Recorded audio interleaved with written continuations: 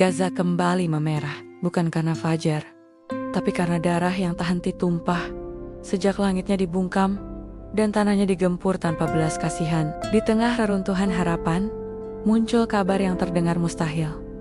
7 ustadz dari Jawa Timur, bukan tentara, bukan pejabat, bahkan bukan relawan, resmi melangkah masuk ke jantung konflik tanpa pelindung. Apapun kecuali doa dan tekad. Mereka tak membawa senjata, hanya mushaf dan keberanian yang tak bisa dibeli. Namun, kehadiran mereka justru membuat Israel panik. Seolah-olah 7 orang ini mampu menyalakan bara yang lebih berbahaya dari peluru. Semangat yang tak bisa dipadamkan. Siapa mereka sebenarnya? Dan mengapa langkah mereka justru mengguncang fondasi kekuasaan yang selama ini tak tergoyahkan? Bab pertama akan membawamu pada awal dari perjalanan paling sunyi yang mengguncang langit Gaza. Sebelum kita lanjutkan ceritanya, yuk di-subscribe dulu biar admin tambah semangat nih buat bikin konten inspiratif lainnya. Buat kamu yang udah subscribe, semoga selalu diberi kesehatan dan dilancarkan rezekinya. Komen amin kalau kamu mengamini doa kami. Sekarang, yuk kita lanjutkan ceritanya. Langit malam di Jawa Timur malam itu terasa ganjil. Udara begitu sunyi, seolah bumi sedang menahan napas. Di sebuah pondok kecil di pelosok Gresik, Ustadz Mahrus terbangun dari tidurnya dengan keringat membasahi seluruh tubuh. Dadanya sesak, matanya memora. Di sekelilingnya, santri-santri masih terlelap, tak menyadari bahwa malam itu telah membelah garis takdir seseorang. Ustadz Mahrus duduk perlahan di atas tikar pandan yang sudah usang. Tangannya gemetar. Ia baru saja menyaksikan mimpi yang tak bisa dijelaskan dengan logika. Dalam mimpinya, ia berjalan di antara puing-puing bangunan. Suara tangis anak-anak menjema, seperti lolongan jiwa yang terluka. Di kejauhan, api berkobar. Di langit, malam, seseorang entah siapa memanggilnya. Wahai orang yang membawa cahaya, datanglah, datanglah. Wajah anak-anak itu masih terbayang jelas. Mereka kurus, mata mereka kosong. Tapi dari mulut mereka keluar lantunan ayat suci. Meskipun di sekelilingnya bom meledak dan peluru berterbangan, dan itu bukan mimpi pertama. Sudah 7 malam berturut-turut, mimpi itu hadir dengan rupa yang sama, dengan suara yang sama, dan luka yang sama. Di waktu yang hampir bersamaan, di ujung timur Jember, Ustaz Zainal membuka matanya dengan napas tercekat. Jubah tidurnya basah oleh peluh. Dada kirinya berdebar kencang. Ia langsung sujud di atas sajadah. Tubuhnya gemetar, tapi bukan karena takut. Ada sesuatu, ada panggilan yang jauh lebih kuat dari suara manusia. Aku tak bisa diam, bisi Axnea. Pelan. Aku harus tahu apa maksudnya. Malam itu, tanpa saling mengenal, 7 ustadz di 7 kota berbeda mengalami hal yang sama. Ustadz Huda di Lamongan, Ustadz Farhan di Surabaya, Ustadz Syamsul di Banyuwangi, Ustadz Ridwan di Sidoarjo, dan Ustadz Salman di Malang. Semuanya mengalami mimpi yang identik. Puing, tangisan, kobaran api, dan seruan lirih itu. Datanglah, wahai pembawa cahaya. Tak satu pun dari mereka tahu bahwa hidup mereka akan berubah selamanya.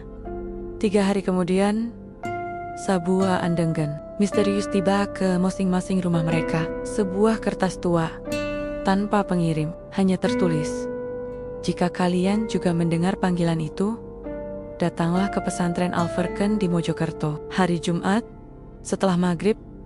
Awalnya mereka ragu, tapi dorongan hati mereka lebih kuat dari akal sehat. Ada sesuatu yang tidak bisa ditunda, sebuah ikatan yang belum pernah mereka alami seumur hidup mereka. Dan Jumat itu pun tiba. Di tengah gerimis sore yang murung, satu persatu dari mereka tiba di pesantren Al-Furqan. Tak ada sambutan, tak ada keramaian, hanya satu aula kayu tua yang terbuka dengan lampu temaram di tengah. Mereka saling memandang, tak satu pun dari mereka saling mengenal. Namun, tatapan itu bukanlah tatapan asing. Mata-mata mereka telah bersua di tempat lain dalam mimpi yang sama. Antum juga? Tanya Ustadz Huda. Suaranya pelan. Yang lain mengangguk, tanpa bicara. Hanya mata mereka yang berbicara lebih lantang daripada kata-kata. Ustadz Farhan, Yang paling muda duduk paling depan. Ia mengambil napas dalam-dalam, lalu membuka suara. Aku bermimpi tentang anak-anak yang menangis. Mereka ada di reruntuhan.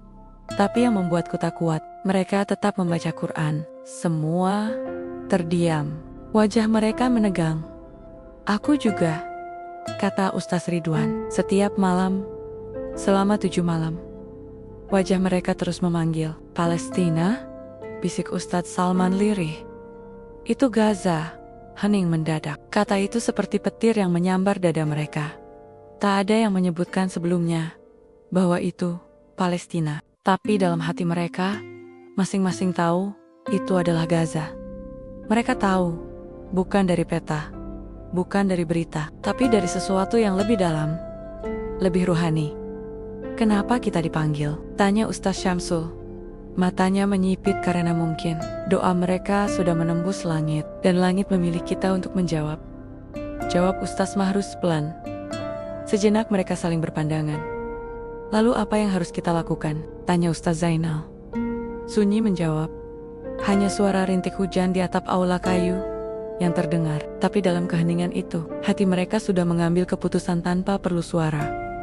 Mereka akan pergi ke Gaza, tanpa sponsor, tanpa organisasi, tanpa kamera.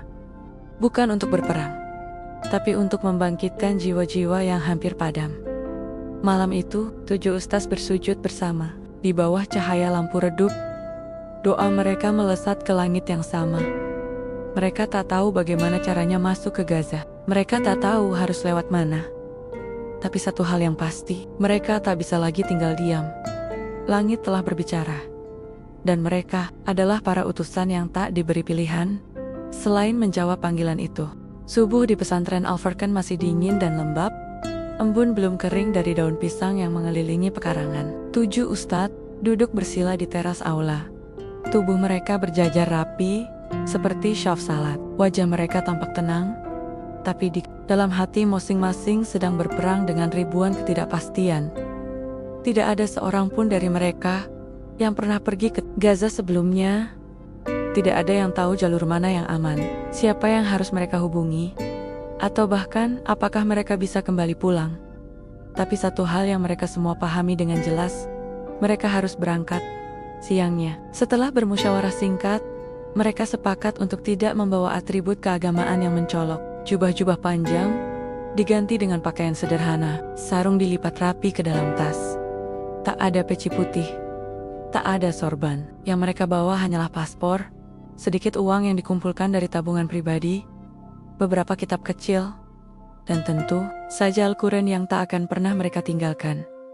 Ustadz Farhan bahkan sempat menjual sepeda motornya untuk membeli tiket pesawat. Aku tidak tahu apakah aku akan kembali, tapi kalaupun tidak, biarlah motorku menjadi saksi bahwa aku pernah berniat untuk berjuang, bukan dengan peluru, tapi dengan doa, katanya sambil tersenyum getir. Mereka tak mengumumkan kepergian kepada santri, tak juga kepada keluarga, hanya surat-surat kecil yang mereka titipkan pada pengurus pondok, yang isinya penuh dengan harapan dan permintaan maaf. Jika aku tidak kembali, maafkan, karena tak sempat memeluk kalian terakhir kali. Tapi aku pergi bukan untuk mati. Aku pergi agar hidupku bisa lebih berarti, walau hanya sebentar di bumi yang suci itu. Ustaz Ridwan menulis surat untuk ibunya. Ustaz Mahrus menulis surat untuk istri dan 2 anaknya. Ustaz Salman hanya meninggalkan Al-Fatihah di atas meja. Ia tak pandai menulis, tapi doanya lebih fasih dari kata-kata. 3 hari kemudian, mereka tiba di Bandara Soekarno-Hatta. Mereka berpencar, menyamar sebagai pelancong biasa. Tak ada yang tahu bahwa 7 pria bersahaja ini hendak menembus salah satu wilayah paling dijaga ketat di dunia. Penerbangan pertama menuju Doha. Transit di sana hanya sebentar. Mereka sholat berjamaah di sudut ruang tunggu bandara. Suara azan tidak terdengar, tapi hati mereka sudah berdetak seperti gendang perang. Mereka tahu ini bukan perjalanan biasa. Dari Doha, mereka mengambil penerbangan menuju Kairo. Namun itulah awal dari badai kesulitan. Di Bandara Kairo, mereka dicegat oleh petugas keamanan. Paspor mereka ditahan. Pertanyaan demi pertanyaan dilontarkan dengan nada curiga. Para ustadz tetap tenang, menjawab seolah mereka hanya ingin berwisata religi ke Masjid Al-Azhar. Namun, para petugas itu bukan orang bodoh. Kecurigaan menguat ketika mereka melihat isi tas mereka. Terlalu banyak kitab, terlalu sedikit pakaian, dan tidak ada kamera aneh untuk wisatawan biasa. Mereka digiring ke ruang kecil, sempit, pengap, satu persatu diinterogasi dalam bahasa Inggris patah-patah yang dibumbui kecurigaan. Kalian mau kemana? Ke Kairo. Ziarah. Ziarah apa? Kenapa tidak ke Turki? Atau Mekah? Kami ingin melihat sejarah Al-Azhar. Petugas itu mendengus. Tapi, paspor kalian dari Indonesia, semua datang bersamaan, dengan barang yang hampir sama. Kalian bukan turis biasa, bukan? Tak satu pun dari mereka gentar. Dalam hati mereka, satu ayat terus terulang. Hasbunallah wa ni'mal wakil. Cukup Allah yang menjadi pelindung kami dan sebaik-baik tempat bergantung. Akhirnya, setelah hampir 12 jam tertahan, mereka dibebaskan dengan peringatan keras. Tapi paspor mereka kini ditandai. Artinya, mereka tak bisa masuk Gaza lewat jalur resmi Rafah. Salah satu Ustaz Syamsul, berkata pelan, jalur resmi tak terbuka, tapi langit selalu terbuka. Hari berikutnya, mereka mencari perantara. Seorang sopir taksi yang ditemui secara tak sengaja di stasiun bus, mengaku mengenal seseorang yang bisa membantu mereka menyusup lewat jalur bawah tanah terowongan yang biasa digunakan warga Gaza untuk menyelundupkan bahan makanan, obat, bahkan manusia. Tapi kalau kalian sungguh ingin masuk, hanya itu jalannya, kata si sopir sambil menatap mata mereka satu persatu. Ustaz Salman menjawab tenang, kami tidak datang untuk membawa senjata. Kami hanya ingin membawa cahaya. Si sopir menggeleng perlahan. Kadang, cahaya lebih berbahaya daripada peluru. Malam itu, mereka dibawa dalam mobil tertutup menuju perbatasan Sinai. Perjalanan berlangsung lebih dari 7 jam. Di tengah gurun yang gelap gulita, mobil berhenti. Mereka diturunkan di depan pintu baja kecil di balik pasir. Masuk satu-satu, jangan berisik. Jangan berdoa keras-keras. Tuhan kalian bisa mendengar dari dalam hati, kata pemandu mereka. Hanya dengan lampu senter kecil, mereka merangkak melalui terowongan sempit, pengap, dan penuh debu. Di sepanjang dinding, ada bekas cakaran, cap kaki, dan bau tanah yang menyatu dengan keringat serta penderitaan. Beberapa ustaz mulai batuk karena udara kotor, tapi tak ada yang mengeluh. Karena mereka tahu, di ujung terowongan ini, ada ribuan hati yang sedang menunggu harapan datang. Walau tanpa sorotan kamera, 4 jam kemudian, mereka muncul di sisi lain. Tanah Gaza, langit malam tak berbintang. Tapi di hati mereka, cahaya mulai menyala. Tak ada sambutan, tak ada pelukan. Hanya suara sirena dari kejauhan, dan langkah kaki yang terburu-buru. Namun, di balik itu semua, mereka sadar, mereka sudah sampai. Mereka bukan siapa-siapa. Tak ada yang menulis nama mereka di media. Tak ada organisasi yang mengakui mereka sebagai relawan resmi. Tapi mereka tahu, langit telah menuliskan nama mereka, bukan di berita, melainkan di barisan doa anak-anak yang setiap malam menangis dalam reruntuhan. Dan dari sinilah, semuanya akan dimulai. Udara Gaza menyengat, bau asap, debu, dan darah seolah menyatu menjadi aroma yang tak pernah usai. Langit kelabu menekan bumi yang telah retak. Sementara di kejauhan, suara dentuman masih terdengar tak terlalu dekat, tapi cukup untuk membuat jantung berdebar. 7 ustaz itu berdiri mematung di balik reruntuhan. Mata mereka menyapu pemandangan yang jauh lebih buruk dari yang pernah mereka bayangkan. Rumah-rumah tinggal rangka, jalanan berlubang dan penuh pecahan kaca, tiang listrik menjuntai seperti tulang yang patah, dan anak-anak kecil berlarian dengan wajah penuh debu, tapi tanpa tangis. Subhanallah, bisik Ustadz Ridwan. Air matanya menetes. Ini bukan hanya perang fisik, ini perang terhadap ruh manusia. Ustadz Farhan menggenggam Al-Quran kecil yang dibawanya sejak Indonesia. Ia mengecupnya perlahan, seolah berkata dalam hati, sekarang, Saatmu bekerja, mereka segera menemui kontak lokal yang diperantarai oleh pemandu terowongan malam sebelumnya. Namanya Abu Faiz. Pria berumur 50 tahunan, berjenggot pendek dan berwajah keras, namun mata dan nadanya lembut.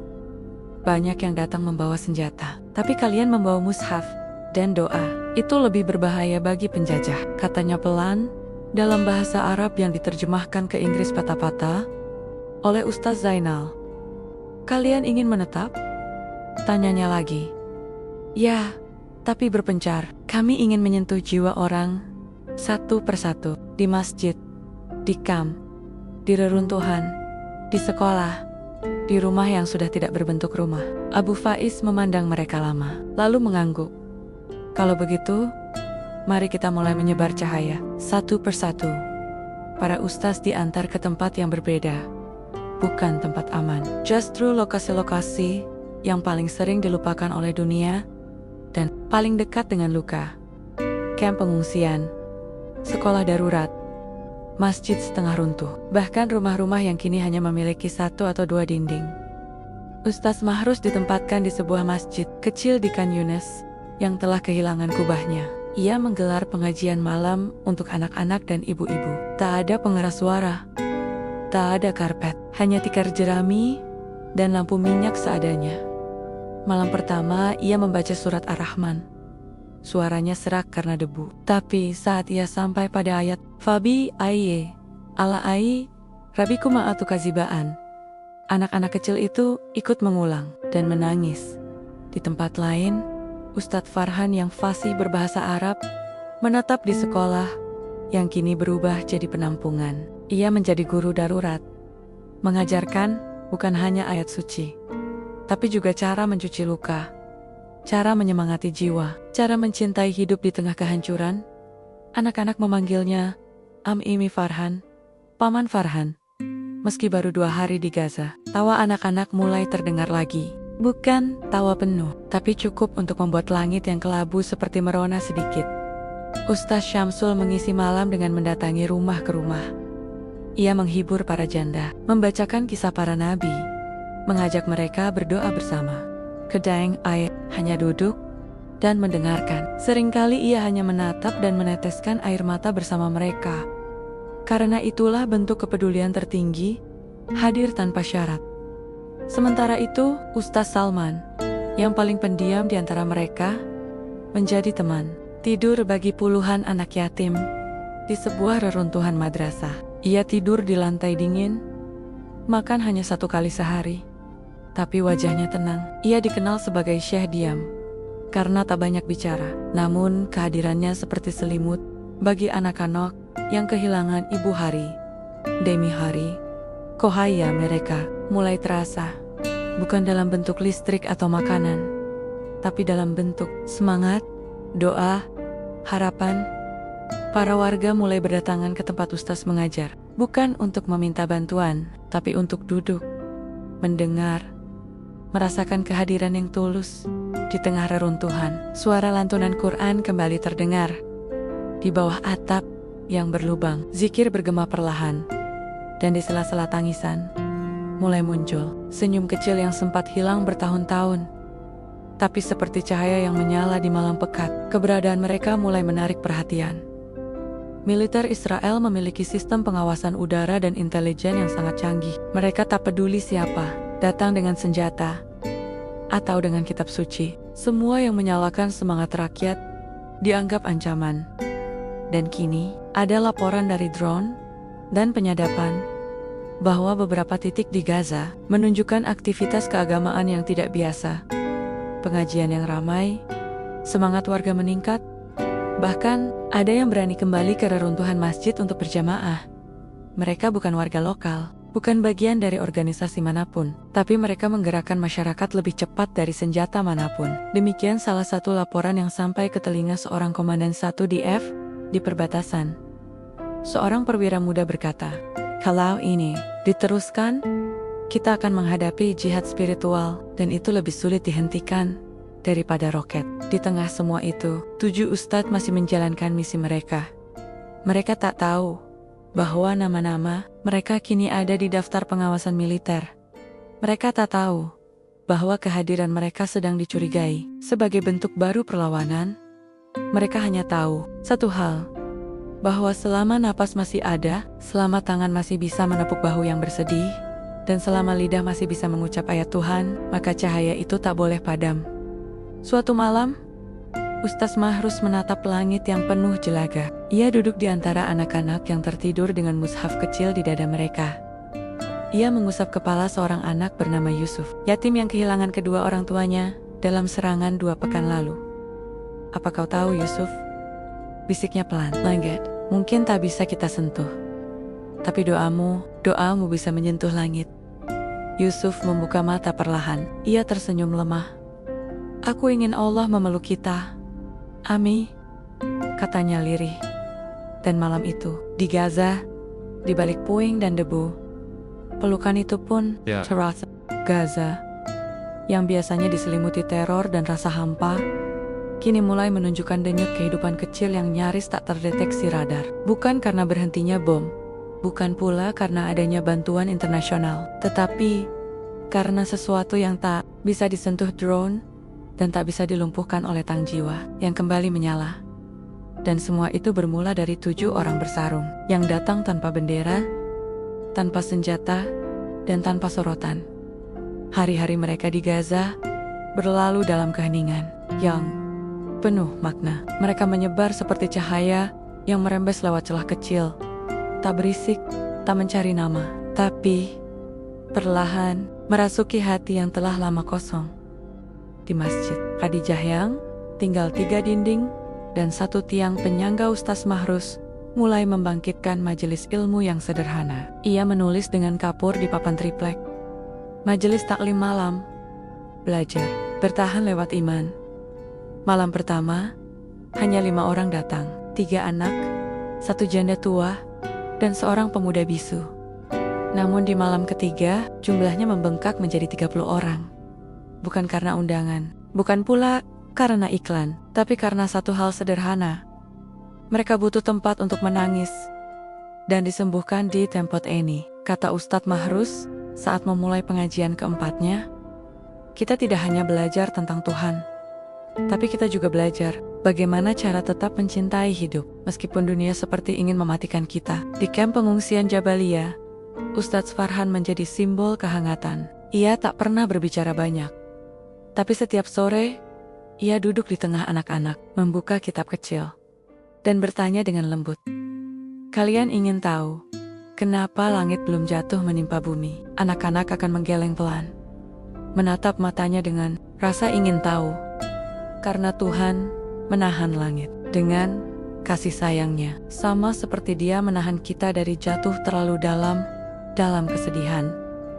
Anak-anak mulai menirukan zikir-zikir ringan yang tadinya menolak bicara, kini bersenandung pelan. Seorang anak bernama Bilal yang dulu pemurung, kini selalu membawa tas kecil berisi kertas doa dari teman-temannya. Ia mengatakan pada Ustadz Farhan, "Aku sedang kirim surat ke surga." Ustadz Ridwan, yang ditempatkan di rumah setengah roboh dekat Beit Hanaun, mulai memfasilitasi terapi ruhani untuk para ibu. Ia ajarkan teknik sederhana. Duduk, tarik napas, lalu sebut nama Allah dengan lembut berulang-ulang. Para ibu yang sebelumnya hidup dengan trauma dan histeria, kini menemukan ritme baru dalam hatinya. Mereka tidak lagi marah pada dunia. Mereka mulai memaafkan, bahkan mulai menyiapkan makanan bersama-sama. Meski hanya bubur gandum yang sederhana.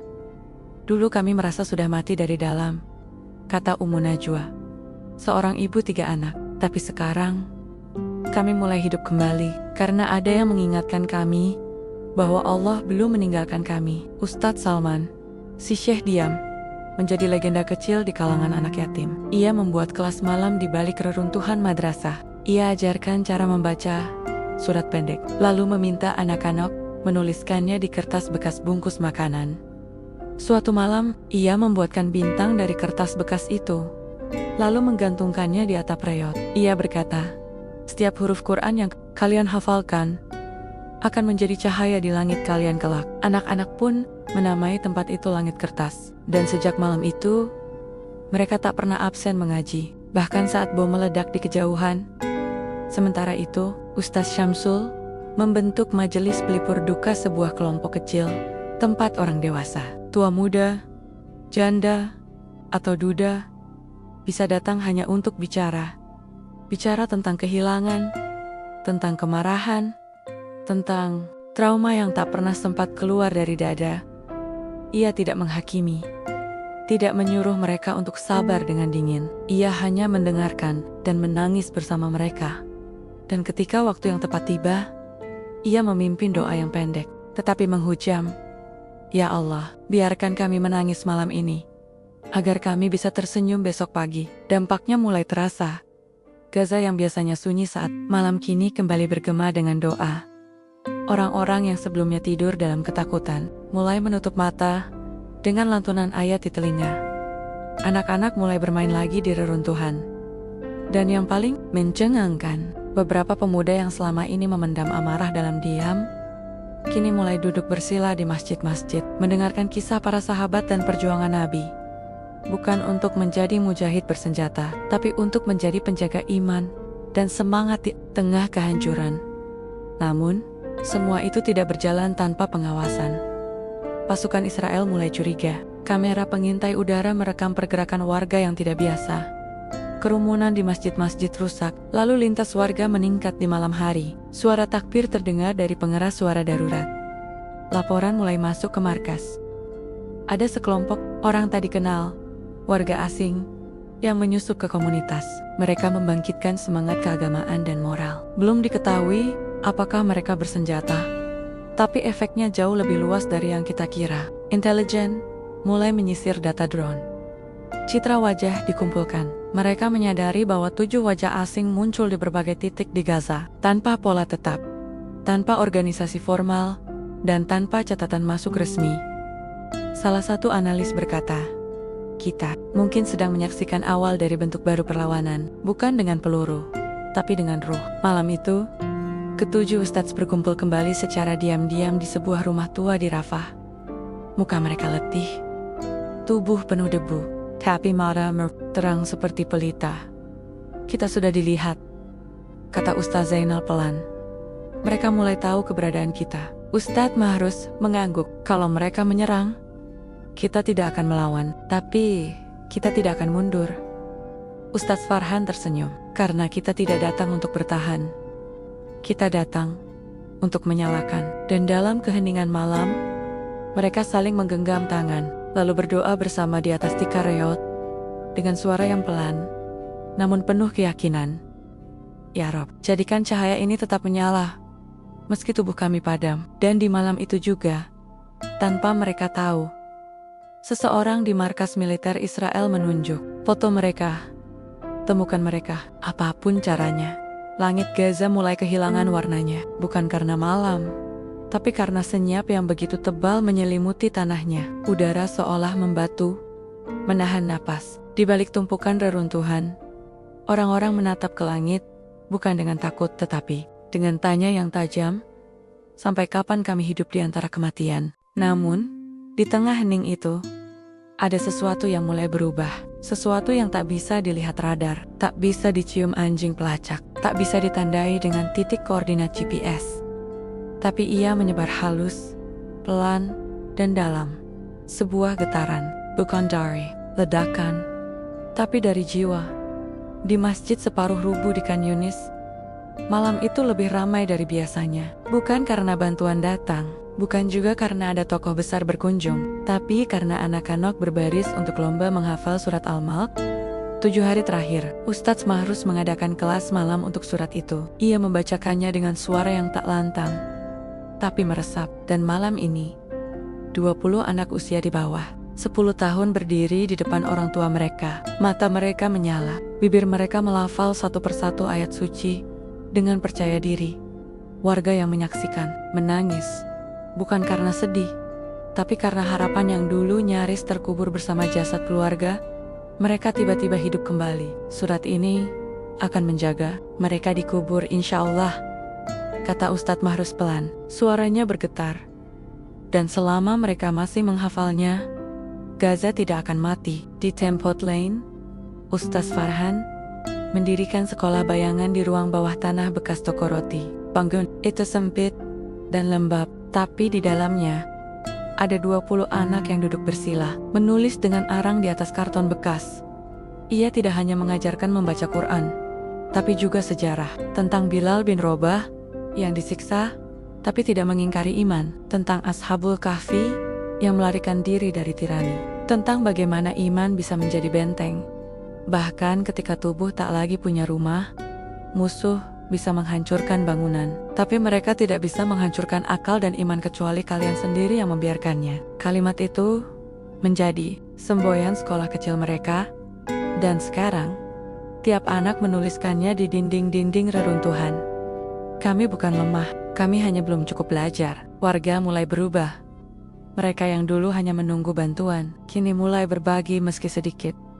Yang tadinya diam dalam trauma, mulai berani menyuarakan keluhan dan harapan. Beberapa janda mendirikan dapur umum di dekat masjid tempat Ustadz Ridwan mengajar. Bukan dari donasi, tapi dari sisa bahan makanan yang dikumpulkan bersama. Mereka berkata, "Kami tidak ingin hanya hidup, kami ingin berbagi kehidupan." Dan getaran ini mulai mengguncang pihak yang tak terlihat, para penjajah di dalam ruang komando militer Israel. Sejumlah layar menampilkan peta Gaza yang diwarnai titik-titik merah kecil. Titik-titik itu bukan lokasi senjata atau markas milisi, tapi lokasi aktivitas sosial yang meningkat drastis. Seorang perwira berpangkat kolonel berdiri di depan proyektor. Ia memutar rekaman drone. Masjid kecil penuh warga. Anak-anak berkumpul di reruntuhan dengan kertas dan buku. Seorang pria asing memeluk seorang bocah yang kehilangan orang tuanya. "Ini bukan Hamas," katanya dengan nada berat. Mereka tidak membawa senjata, tapi efeknya menyebar seperti virus. Ia menunjuk wajah Ustadz Farhan di layar. Siapa pria ini? Tak ada jawaban pasti. Kemudian, wajah Ustadz Salman muncul, disusul wajah Ustadz Mahrus. Lalu satu persatu 7 pria asing dengan sorban tak terlihat, tapi hati mereka menggerakkan ratusan orang. Ada laporan dari Rafah bahwa mereka datang melalui jalur bawah tanah. Tak ada jejak diplomatik. Tak ada pengawalan resmi. Perwira itu menghela napas. Ini yang lebih berbahaya dari roket. Mereka menyalakan semangat. Perintah saya jelas. Temukan, tangkap, jika perlu, hilangkan mereka. Malam berikutnya, 2 mobil tempur bergerak diam-diam ke arah barat Gaza. Mereka tidak mencari markas. Mereka mencari tempat ibadah, tempat pendidikan, tempat sembunyi hati.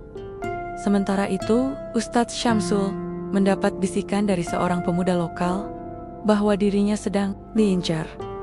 "Ada nama Anda dalam daftar pencarian. Mereka menyebut Anda penghasut sunyi." Ustadz Syamsul tersenyum. Kalau mereka takut pada doa-doa yang pelan ini, berarti kita memang sedang berada di jalan yang tepat. Ketujuh ustaz akhirnya berkumpul diam-diam di sebuah ruang bawah tanah, tak jauh dari kamp pengungsian. Ustaz Salman berbicara pelan, untuk pertama kalinya sejak awal datang. "Kalau mereka ingin menangkap kita, maka kita sudah tidak punya waktu banyak." Ustaz Zainal menimpali. "Tapi kita juga belum selesai. Belum semua anak-anak itu menghafal doa tidur. Belum semua ibu bisa tersenyum saat menanak gandum." Ustaz Farhan menatap mereka satu persatu. "Apa kita akan berhenti hanya karena sedang diperhatikan?" Semua menggeleng. Dan malam itu, mereka membuat keputusan berani. Tidak akan sembunyi, tapi akan menyebar lebih jauh, lebih dalam. Maka dalam seminggu berikutnya, mereka menyusup lebih jauh. Kiev membuka titik baru. Mereka mengisi madrasah tua. Mereka menghidupkan musola kecil. Mereka membuat grup doa rahasia di ruang bawah tanah yang sempit. Dan tiap tempat itu perlahan-lahan menjadi api kecil yang menyalakan jiwa Gaza. Namun, musuh tidak tinggal diam satu malam. Tepat saat Ustadz Mahrus hendak memulai majelis, suara ledakan mengguncang dekat lokasi. Tak mengenai masjid, tapi cukup untuk membuat semua jamaah gemetar. "Keluar!" teriak seorang lelaki muda. "Mereka tahu kita ada di sini." Namun Ustadz Mahrus tak bergerak. Ia berdiri tenang. "Kalau kalian pergi, berarti kita kalah oleh ketakutan." Ia membuka Quran di tangannya. "Ayo lanjutkan membaca. Kalau ini Malam terakhir kita, biarlah kita pergi dalam keadaan membaca kalam Tuhan. Dan perlahan, orang-orang duduk kembali. Air mata mengalir. Tak ada suara selain gemetar bacaan dari bibir-bibir yang tak ingin kalah pada teror. Getaran itu kini terasa di seluruh Gaza. Dan di markas musuh, laporan mulai berubah. Warga tidak takut lagi. Mereka mulai menantang patroli. Anak-anak bahkan menyanyikan lagu-lagu perjuangan dengan nada doa. Seseorang berteriak, "Ini bukan hanya perang fisik lagi, ini sudah jadi perang keyakinan." Dan saat itulah komando diberikan. Targetkan pusat pertemuan mereka. Mulai dari malam ini, tanpa pengecualian, langit Gaza kembali menyala merah. Bukan hanya karena bom, tapi karena getaran yang tak terlihat itu kini mulai benar-benar mengguncang kekuasaan. Dan dari Jah, 7 ustadz itu bersujud dengan satu permohonan, "Ya Allah, jika tubuh kami harus hancur, jangan biarkan cahaya ini ikut padam." Udah separuh cerita aja nih, kita peregangan dikit yuk. Biar nggak terlalu sepaneng, coba tangan di bawah dagu. Hadapkan kepala ke atas selama 8 detik, terus ke kiri, ke kanan, bawah. Kalau udah, yuk kita lanjut ceritanya lagi. Tapi kamu harus subscribe dulu kalau belum subscribe, karena subscribe-mu menambah semangat admin untuk membuat cerita-cerita inspiratif lainnya. Nah, sekarang mari kita lanjutkan ceritanya. Gaza tak lagi sekadar tempat. Ia telah menjadi makna sebuah perlawanan yang hidup dalam dada. Tapi malam itu, bumi yang tadinya bersuara zikir berubah menjadi ladang luka. Langit hitam, tanah merah, dan di tengahnya 7 cahaya yang selama ini dan mulai ditargetkan satu persatu. Ledakan pertama menghantam sebuah rumah di Rafah. Bukan rumah strategis, bukan gudang senjata, hanya rumah reot, tempat Ustaz Ridwan biasa mengajarkan tafsir kepada para janda. 4 orang tewas, 2 anak terluka parah. Ustaz Ridwan selamat, tapi wajahnya tertutup darah. Bukan darahnya sendiri, tapi darah seorang anak kecil bernama Maryam yang sempat bertanya padanya 2 jam sebelum serangan. "Ami, apakah Allah bisa mendengar tangisan yang tak bersuara?" Dan kini, suara itu hanya tinggal ingatan di udara. Di Khan Yunis, malam yang biasanya sunyi berubah jadi lautan debu. Masjid tempat Ustadz Mahrus mengajar terbakar sebagian setelah dihantam rudal kecil berpemandu panas. Tidak langsung menewaskan siapapun, tapi cukup membuat semua yang tinggal di sana lari porek-poronda. Ustadz Mahrus bertahan di dalam. Ia menolak pergi. Ia hanya duduk di mihrab sambil memeluk mushaf tua yang mulai gosong di pinggirnya. Saat salah satu pemuda mencoba menariknya keluar, ia berkata, "Kalau mereka ingin membakar Quran, biarkan aku terbakar bersama. Tapi jangan biarkan huruf-huruf ini menghilang dari hati kita." Serangan terjadi hampir serentak. Ustadz Farhan sedang dalam perjalanan menuju sekolah bayangan ketika jalan yang ia lintasi meledak. Ia terhempas ke dinding toko tua. Punggungnya terluka, kaki kirinya tak bisa digerakkan. Namun yang membuat hatinya hancur bukan luka itu, melainkan ketika ia melihat salah satu muridnya Bilal tak bernyawa di pelukannya. Anak itu menggenggam surat pendek yang baru saja dihafalnya, Al-Ikhlas. Ustadz Farhan tak menangis. Ia hanya memeluk tubuh kecil itu sambil terus mengulang ayat terakhir, "Walam yakun lahu kufuwan ahad," dan tidak ada satupun yang sebanding dengannya. Di sisi lain Gaza, intelijen Israel akhirnya menemukan satu dari mereka. Ustaz Salman. Ia tertangkap saat sedang tidur di samping anak-anak yatim. Tak ada senjata, tak ada perlawanan. Ia hanya menatap pasukan yang mendobrak masuk dengan mata tenang. Salah satu tentara, seorang pemuda muda dengan senapan yang gemetar, menatap wajah Ustaz Salman lama, lalu berbisik pada komandannya. Dia tidak takut. Ustaz Salman dibawa dalam keadaan tangan diikat dan mata ditutup. Anak-anak berlari mengejar truk yang membawanya sambil menangis. "Jangan ambil ayah kami. Dia bukan pejuang. Dia guru. Jangan bawa cahaya kami pergi." Tapi suara itu tenggelam dalam debu kendaraan yang melaju kencang. Berita penangkapan Ustaz Salman menyebar seperti badai. Di tengah kehancuran, para warga mulai keluar, Mereka tak lagi diam. Mereka membentuk lingkaran doa di reruntuhan madrasah. Mereka berdiri di masjid-masjid yang sudah terbakar. Mereka mengangkat tangan tinggi-tinggi ke langit sambil meneriakkan satu kalimat. Kami tidak takut lagi. Kami akan berhenti. Kami adalah cahaya yang akan terus menyala, dan di tengah amarah yang membara, lahir sebuah gelombang. Bukan gelombang bersenjata, tapi gelombang keyakinan. Ustaz Zainal, yang selama ini bergerak diam-diam, naik ke atas reruntuhan masjid tua dan mulai berbicara dengan pengeras suara darurat. Saudara-saudara, kalian melihat bagaimana mereka membunuh doa. Kalian melihat bagaimana mereka menangkap orang-orang yang hanya membawa Quran. Tapi ketahuilah, semakin mereka membunuh cahaya, semakin terang hati kalian akan bersinar. Ia mengangkat tangan ke langit. Mari bersatu, bukan dalam kemarahan, tapi dalam iman. Mari kita buktikan bahwa Gaza tidak pernah kalah.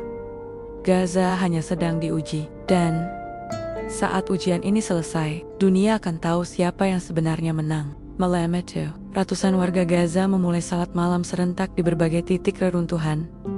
Tak ada karpet, tak ada imam tetap, tapi satu suara. Allahu Akbar. Di langit yang kelam, suara takbir mereka bergema. Dan 7 cahaya itu, meskipun 1 telah tertangkap, 3 terluka, dan yang lainnya dalam pelarian masih menyala. Masih menyala, lebih terang dari sebelumnya. Namun, di markas militer Israel, amarah sudah tak terbendung. Ini bukan lagi operasi kecil, kata seorang jenderal. Mereka telah menyalakan semangat yang lebih berbahaya dari roket. Kalau kita tidak bertindak sekarang, seluruh penduduk Gaza akan berubah menjadi pasukan yang tidak bisa dilumpuhkan. Perintah baru dikeluarkan. Buruh semua dari mereka. Tak ada negosiasi. Hancurkan titik-titik pengaruh mereka. Jika perlu, bom semua tempat ibadah yang terlibat. Dan malam itu pun, langit Gaza kembali memerah. Satu persatu tempat yang pernah disentuh cahaya dihantam. Masjid Ustaz Mahrus rata. Sekolah Ustaz Farhan menjadi puing. Madrasah tempat Ustaz Salman terakhir kali terlihat lenyap. Namun, yang tidak mereka tahu, cahaya itu sudah tidak lagi tinggal di bangunan. Cahaya itu kini hidup di dada setiap anak yang pernah disentuh oleh 7 orang itu. Dan untuk pertama kalinya sejak perang ini dimulai, penindasan tak lagi cukup menakutkan. Langit Gaza tak pernah benar-benar gelap, meski malam menggulung. Meski listrik tak mengalir, ada cahaya-cahaya kecil yang tetap hidup di dada anak-anak yang menghafal ayat, di tangan para ibu yang menyuapi anak yatim, dan di langkah-langkah para ustaz yang kini menjadi simbol perlawanan, bukan dengan senjata, tapi dengan keyakinan yang membakar.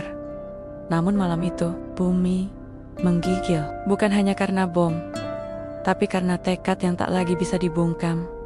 Di sebuah lorong sempit dekat Beit Lahya, Ustaz Zainal dan Ustaz Syamsul bersembunyi bersama 6 pemuda. Mereka berpindah tempat saban 2 jam karena lokasi-lokasi yang dulu aman, kini menjadi target. Mereka bukan sedang berlari dari maut. Mereka sedang menjaga sesuatu yang lebih besar dari nyawa. Semua titik pengaruh kita dihancurkan, bisik salah satu pemuda. Hasan. Tapi orang-orang masih datang. Mereka masih mencari. Mereka tidak mencari tempat, jawab Ustaz Syamsul pelan. Mereka mencari pegangan. Ustaz Zainal menatap Hasan. Maka mulai malam ini, kau dan teman-temanmu yang harus jadi tempat itu. Bagaimana caranya? Kami bukan Ustadz, kami pun bukan siapa-siapa, jawabnya. Kami hanya datang lebih dulu. Tapi cahaya tidak butuh gelar. Sementara itu, di dalam fasilitas penahanan rahasia Israel dekat perbatasan, Ustaz Salman duduk dengan mata tertutup dan tangan terikat. Ia telah dipukuli, ditanyai dengan kasar, diusap dengan sinis oleh para interrogator. Siapa kalian sebenarnya? Bentak seorang perwira. Apa tujuannya kalian datang? Tapi Ustadz Salman tetap diam. Bibirnya bergerak lirih, melafal ayat-ayat perlindungan satu demi satu. Dan saat siksaan semakin keras, ia hanya berkata satu kalimat. Cahaya tak bisa.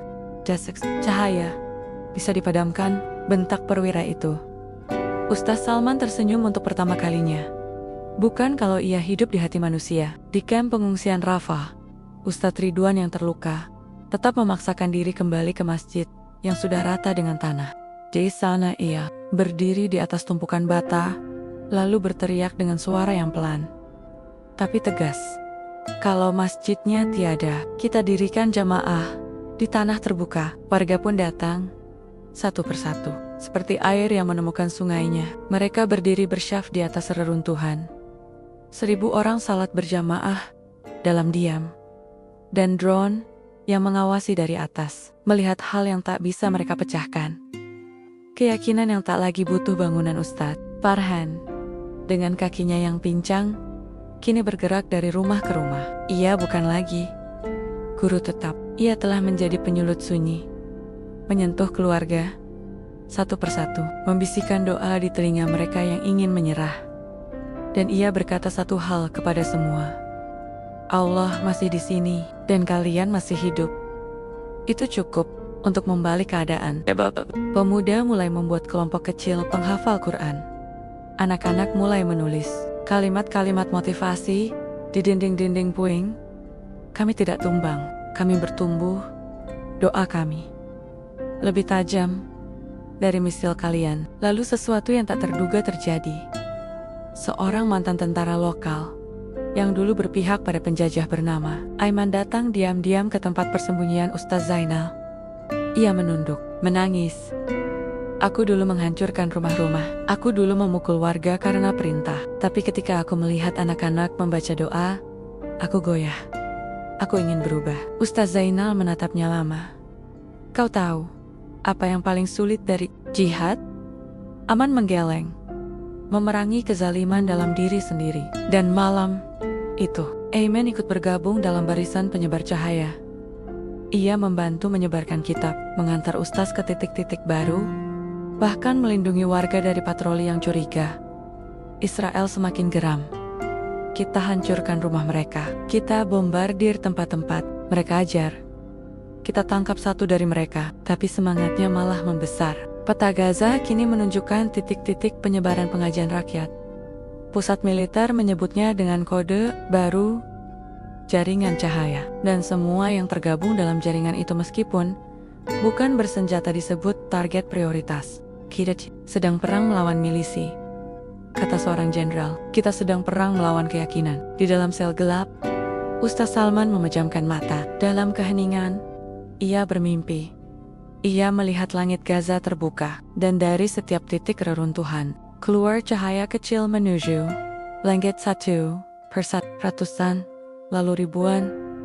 Dan dalam mimpi itu, ia melihat dirinya berdiri bersama 6 sahabatnya, mengangkat tangan ke langit sambil tersenyum. Saat ia terbangun, ia berbisik, kami belum kalah, bahkan ketika tubuh kami tak lagi di sini. Malam itu, secara diam-diam, para ustadz yang masih bebas mengirimkan pesan ke seluruh pelosok Gaza. Pesan itu pendek, ditulis di sobakon-sobakon kertas. Diedarkan dari tangan ke tangan, jangan biarkan api padam. Bukan kami yang penting, tapi apa yang telah menyala di hati kalian. Jangan hentikan itu. Jangan kembali tidur. Dan tepat saat fajar, Gaza menyambut hari baru. Dengan ribuan orang berdiri di reruntuhan rumah mereka masing-masing, mengangkat mushaf dan membaca ayat pertama dari surat Al-Baqarah. Zalikal Kitabu la raiba fi. Kitab ini tak ada keraguan padanya. Israel menyaksikan dari atas, tapi tak bisa berbuat apa-apa. Tembok itu, tembok rasa takut. Telerat, fajar baru telah terbit di Gaza. Bukan dari timur, tapi dari dada yang mulai menyala. Dulu, pagi adalah tanda penderitaan baru. Hari yang akan kembali dipenuhi teror, ledakan, kehilangan. Namun hari itu berbeda. Hari itu, Gaza bangun bukan untuk bertahan hidup, tapi untuk melanjutkan kehidupan yang sudah mereka pilih.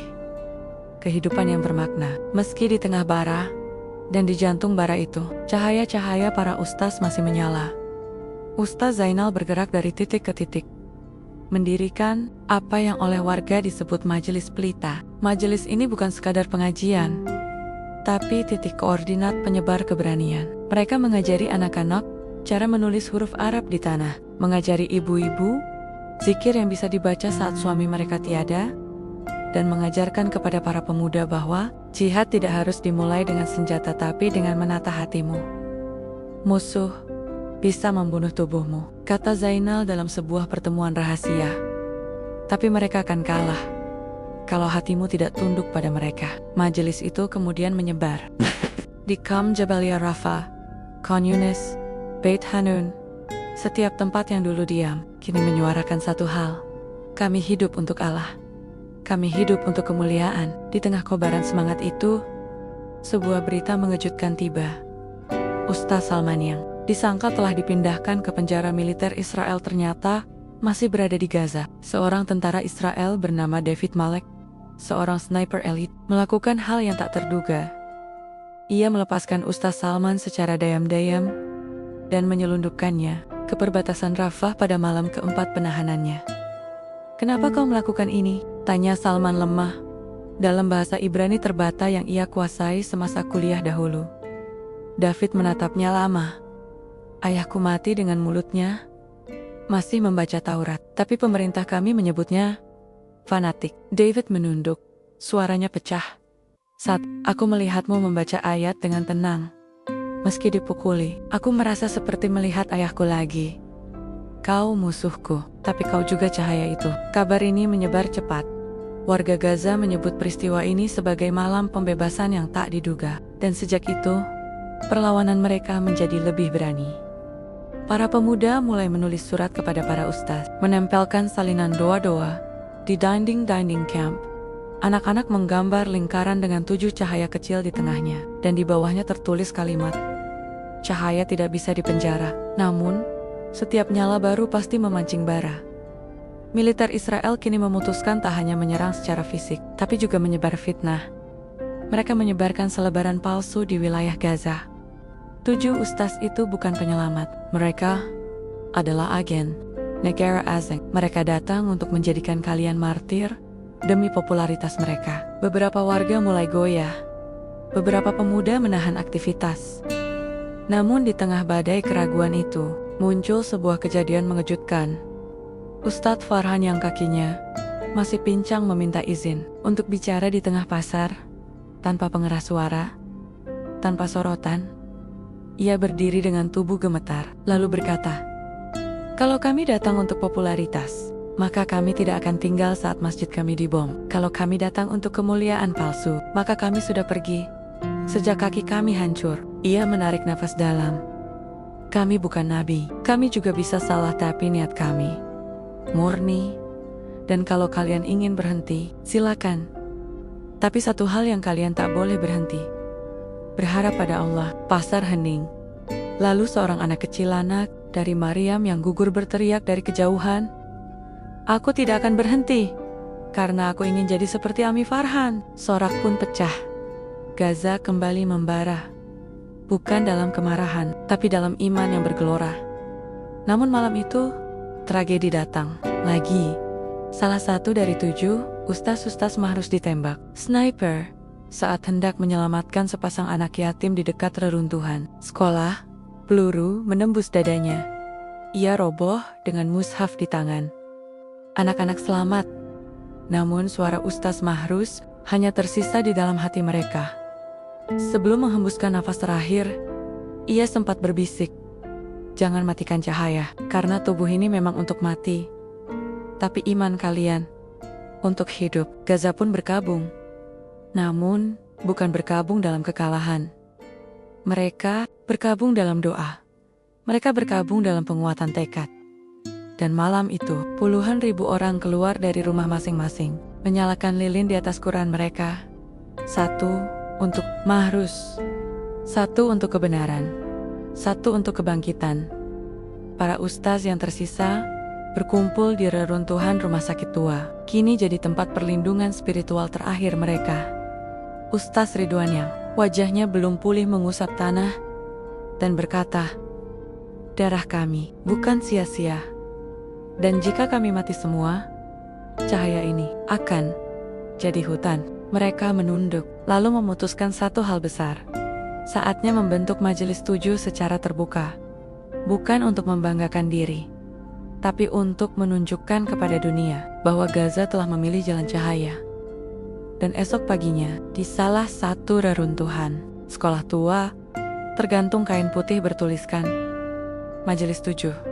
Cahaya tidak bisa dilenyapkan. Di Tel Aviv, seorang jenderal membanting meja. Mereka tidak hancur, mereka malah menjadi simbol. Dan di Gaza, di antara bara, debu, darah, dan tangisan, pelita itu kini telah menjadi nyala abadi.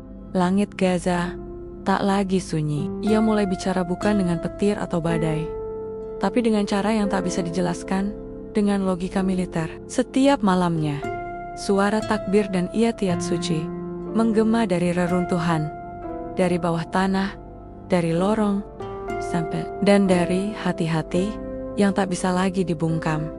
Getaran rohani yang dimulai oleh 7 ustaz itu telah mencapai sesuatu yang lebih besar dari yang mereka bayangkan. Dan dunia menoleh. Semua bermula dari satu video. Seorang bocah lelaki usia sekitar 7 tahun berdiri di atas puing rumahnya, menggenggam Quran sobek dan berkata ke kamera, "Ustazku bilang, kalau dunia diam, langit akan bersaksi. Jadi aku tidak takut, karena langit sedang melihat kami." Video itu direkam diam-diam oleh seorang jurnalis lokal, lalu disebar ke media bawah tanah. Dalam 2 hari, video itu viral di seluruh dunia, disaksikan oleh jutaan orang dari Turki, Malaysia, Afrika Selatan, bahkan Eropa dan Amerika Latin. #Langit Melihat Gaza mulai menjadi tren global. Dan bersamaan dengan itu, kisah 7 ustadz dari Jawa Timur mulai mencuat. Dari sunyi menjadi sorotan. Sementara dunia bersuara, Gaza semakin terang. Majelis 7 yang semula bergerak diam-diam kini menjadi simbol kebangkitan spiritual rakyat Palestina. Ustaz Zainal dan Ustaz Ridwan berdiri di tengah ribuan warga, mengisi khutbah Jumat di bekas halaman sekolah yang luluh lantak. Mereka tidak menyampaikan pidato politik, tidak menyerukan senjata, tapi mereka bicara tentang cinta yang tak mati, tentang kesabaran yang bukan kelemahan, dan tentang Tuhan yang tidak pernah tidur. "Jangan takut kehilangan nyawa," kata Ustadz Zainal. "Takutlah kehilangan makna dari hidup itu sendiri." Dan ribuan orang menangis. Di antara mereka, ada ibu-ibu yang kehilangan semua anaknya. Ada boko-boka yang kini hafal Quran lebih banyak daripada mereka tahu rasa roti. Ada para pemuda yang dulu ingin mati dengan bom di tubuhnya, kini ingin hidup untuk menyebarkan harapan. Di luar Gaza, negara-negara Muslim mulai bergerak. Para dai di Yaman, Sudan, Pakistan, dan Indonesia mulai menyebut nama-nama para ustaz itu dalam khutbah mereka. Bukan sebagai pahlawan, tapi sebagai pengingat bahwa roh perjuangan tak bisa diredam dengan peluru. Sebuah stasiun televisi di Istanbul bahkan menayangkan dokumenter singkat berjudul 7 Cahaya dari Timur. Perlawanan yang membaca doa. Dan di New York, para aktivis turun ke jalan sambil mengangkat poster, "They brought no gun, but they made Gaza fight again." Reaksi ini membuat Israel semakin terpojok. Dalam ruang kontrol intelijen, seorang petinggi Mossad berkata, "Kita menyerang mereka dari awal karena mereka tidak berbahaya secara militer. Tapi kita lupa keyakinan tidak bisa dihancurkan seperti bunker. Sekarang mereka bukan cuma masalah lokal, mereka telah jadi simbol." Rasa panik merambah markas. Sebuah rencana ekstrem pun dirancang, menghapus semua jejak 7 ustadz itu dari bumi Gaza, dari langit, melalui drone canggih, dari darat, melalui tim khusus, dari media, melalui sabotase informasi. Targetnya jelas, seluruh anggota Majelis 7. Namun, langit tak tinggal diam. Saat serangan udara diluncurkan malam itu, badai aneh melanda Gaza. Angin gurun berubah arah. Langit mendadak tertutup pasir, dan sistem navigasi drone mengalami gangguan. Dalam keheningan bawah tanah, para ustaz menyadari ada sesuatu yang tak biasa. Ustadz Farhan yang tengah bersujud lama, tiba-tiba bangkit dan berbisik, "Langit sedang menjaga kita malam ini." Di tempat lain, pemuda-pemuda Gaza yang kini menjadi murid para ustaz melancarkan aksi yang membuat Israel kalang kabut. Bukan sabotase, bukan penyerangan, tapi penyebaran spiritual secara masif. Mereka menempelkan kutipan, ayat suci dan ucapan ustaz-ustaz mereka di dinding-dinding kota. Pada drone jatuh, pada pagar-pagar markas militer, bahkan di layar komputer tentara Israel yang dibajak, kata-katanya sederhana. Kau bisa menutup mata, tapi cahaya tetap menyinari. Moral pasukan penjajah pun mulai goyah. Sebagian tentara muda mempertanyakan tugas mereka. Beberapa bahkan menolak misi penyerangan terhadap titik-titik ibadah yang dulu dianggap berbahaya secara psikologis dari dalam. Sistem mulai retak. Malam itu, Ustaz Salman, yang baru pulih dari siksaan, berbicara untuk pertama kalinya secara terbuka lewat radio bawah tanah yang menjangkau sebagian besar Gaza. Suara lembutnya menggema. Kami tidak membawa senjata, tapi kami membawa nurani. Dan selama masih ada satu anak yang membaca Al-Fatihah, selama masih ada satu ibu yang melafal Hasbunallah, maka Gaza tidak kalah. Langit kini sedang bersama kalian. Dan di langit itu sendiri, tak terlihat terus menari. Sementara di bumi, 7 ustaz yang tersisa berdiri bersama. Tubuh mereka letih, wajah mereka penuh luka, tapi mata mereka seperti bintang yang tak pernah padam. Ustaz Zainal menatap ke atas dan berkata, kita tidak perlu menunggu kemenangan. Kita hanya perlu menyalakan jalan menuju ke sana. Downline Gate. Untuk pertama kalinya, dalam waktu yang lama, menurunkan hujan lembut ke Gaza sebagai isyarat bahwa ia tak lagi diam. Gaza kini bukan sekadar medan perang, ia telah menjadi titik nyala. Tempat dari mana cahaya rohani menyebar ke segala penjuru dunia. Dan di pusat nyala itu, 7 ustaz dari timur telah meletakkan seluruh hidupnya bukan untuk dikenang, tapi untuk menghidupkan yang nyaris mati, iman, harapan, dan keberanian. Tapi setiap cahaya besar selalu menuntut bayaran. Dan malam itu, langit kembali membuka ujian terakhirnya. Di sebuah masjid kecil yang tersisa di Rafah, majelis 7 berkumpul, lengkap untuk pertama kalinya sejak Ustaz Mahrus gugur. Wajah-wajah mereka pucat, penuh debu, dan mata yang sembab karena letih. Tapi di balik semua itu, ada keteguhan yang tak bisa didefinisikan oleh logika manusia. Ustaz Ridwan duduk paling depan. Ia membuka mushaf yang telah sobek di banyak halaman. Di sisi kanannya, Ustaz Salman masih lemah tapi tegar. Di sisi kirinya, Ustaz Zainal menggenggam tangan anak kecil yang baru saja menghafal surat Ar-Rahman. Tak lama, suara takbir terdengar dari luar. Bukan karena sholat, tapi karena drone kembali melayang. Lebih banyak dari biasanya. Ustaz Farhan bangkit dari duduknya, menatap ke langit yang semula bersih, kini gelap oleh bayangan mesin pembunuh. Mereka datang bukan untuk menang, bisiknya. Mereka datang untuk menghapus semua yang telah hidup. Dan malam itu pun tiba. Drone-drone itu mulai menjatuhkan rudal-rudalnya. Bukan ke pos militer, bukan ke markas Hamas, tapi ke tempot-tempot yang disebut pusat ruhani Gaza. Masjid tua, madrasah darurat, ruang bawah tanah, tempat hafalan Quran, hingga rumah kecil yang selama ini dipakai untuk zikir dan doa. Satu persatu, cahaya-cahaya fisik itu hancur. Namun sebelum semua titik itu luluh lantak, majelis 7 mengambil satu keputusan akhir. Mereka meminta seluruh murid, seluruh warga, untuk berkumpul di satu titik, lapangan Al-Quds, pusat kota Gaza. Tak peduli risiko, tak peduli ancaman, mereka akan berdiri terang-terangan untuk menyampaikan satu hal.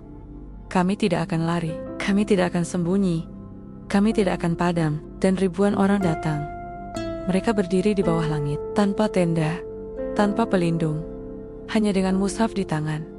Anak-anak membawa poster bertuliskan, kalau kalian menghancurkan masjid kami akan menjadi masjid itu. Para ibu menyanyikan doa-doa sambil mengangkat anak-anak Keudora, seakan mempersembahkan mereka pada langit.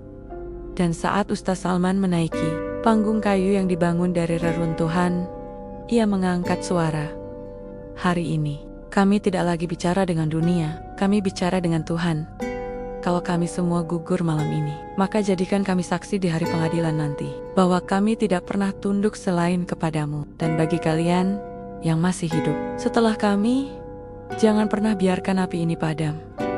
Karena cahaya tidak bisa mati, tangis pun pecah. Lalu, suara dari langit menyusul. Bukan hujan, bukan petir, tapi rudal. Ledakan demi ledakan, menghantam titik per titik. Dunia menonton lewat siaran tak resmi. Ribuan orang menyaksikan dengan napas tercekat saat drone menghantam area tempat Ustaz Zainal berdiri dan siaran terputus. Beberapa media mencoba meliput, tapi jaringan dibungkam. Namun dalam 2 jam setelah pembantaian itu, langkah baru muncul di Indonesia. Pesantren-pesantren dari Jawa Timur menggelar salat gaib berjamaah untuk 7 ustaz. Bukan dalam duka, tapi dalam penghormatan. Di Mesir, Al-Azhar mengeluarkan pernyataan resmi. Mereka telah gugur sebagai syuhada ilmu dan jiwa. Di Turki, jalanan dipenuhi poster wajah mereka dengan tulisan yang mati jasadnya. Tapi jiwanya tinggal di setiap mushaf yang dibaca anak-anak Gaza. Dan yang paling mengejutkan, di Gaza sendiri, setelah serangan brutal itu, kehidupan justru bangkit. Bocah-bocah yang kehilangan rumah, kini mendirikan sekolah mahrus di puing-puing. Kaum ibu membentuk Dapur Sayamsel yang membagikan makanan gratis di tengah kelaparan. Pemuda-pemuda membentuk tim pengajar Quran keliling yang disebut pasukan Farhan. Mereka tidak ditakuti lagi oleh tank atau drone, karena mereka telah melihat dan mewarisi ketabahan para ustaz itu. Dan dari langit, mungkin mereka tersenyum. 1 tahun kemudian, seorang anak Gaza bernama Bilal yang dulu sempat diselamatkan, Ustadz Ridwan berdiri di depan mikrofon dalam acara peringatan Hari Cahaya Gaza. Ia masih kecil, tapi suara dan matanya telah tua oleh perjuangan. Dulu kami tak tahu cara hidup, kecuali dengan takut. Tapi 7 ustadz datang dan memberi kami cahaya. Ibu bilang mereka telah mati, tapi aku bilang tidak, karena aku masih menghafal Quran, karena kami masih membaca doa-doa yang mereka ajarkan, karena aku masih ingat senyum mereka di tengah puing. Jadi, bagaimana mungkin cahaya itu mati? Tepuk tangan pecah, dan langit yang dulu diam, lalu bersaksi. Kini menerang. Hujan pelan, seperti air mata yang tak ingin pergi. Seperti salam dari 7 jiwa yang telah kembali kepadanya. Terima kasih banyak buat kamu yang menonton video ini sampai selesai. Nantikan video inspiratif lainnya dan pantau terus channel ini, karena kita tayangkan video terbaru setiap harinya. Terima kasih buat yang sudah subscribe. Semoga selalu dilindungi Allah Subhanahu wa Ta'ala dan mendapatkan syafaat Kanjeng Nabi Muhammad SAW. Sampai jumpa dan selamat beraktivitas.